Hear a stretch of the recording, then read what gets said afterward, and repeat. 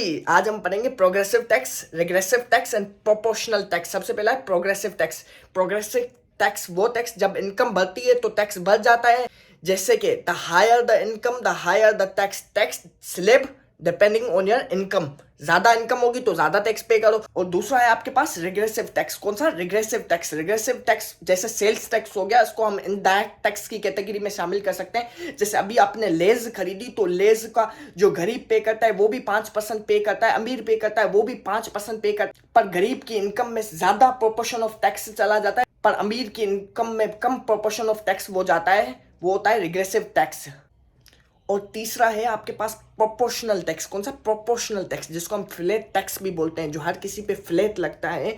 जैसे गरीब हो या अमीर हो उसके ऊपर 10% का टैक्स लगेगा। पर एक अमीर आदमी अगर 10 लाख कमाता है तो उसका 10% होगा 1 लाख रुपया। पर गरीब आदमी 1 लाख कमाता है तो उसका 10% होगा 10,000 रुपया।